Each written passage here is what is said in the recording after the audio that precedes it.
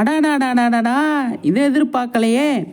அப்போ பெரிய பெரிய சம்பவம் இருக்குது, கண்டிப்பாக இருக்குது. பசு வந்தாச்சு, அன்பு வந்தாச்சு. ஆல்ரெடி இன்றைக்கி காலையிலேருந்து ஷூட்டிங் ஸ்பாட்லேருந்து பேக் டு பேக் நமக்கு வந்து விஷயம் வந்துக்கிட்டே இருக்குது. கண்டிப்பாக வந்து விஜய் வந்து விஜயோட நின்று ஃபோட்டோ எடுத்திருக்காரு.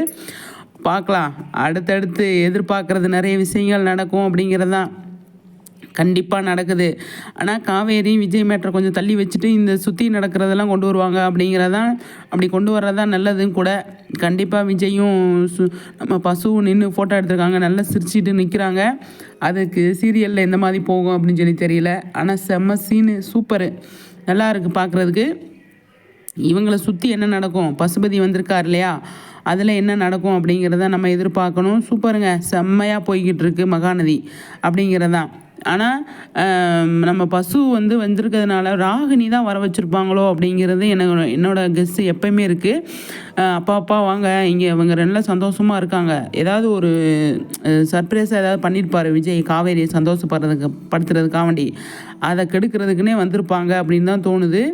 பார்க்கலாம் எந்த மாதிரி கொண்டு போகிறாங்க அப்படின்னு சொல்லிட்டு. உங்கள் கருத்துக்களை ஷேர் பண்ணுங்கள். நெக்ஸ்ட் வீடியோவில் சந்திக்கிறேன்.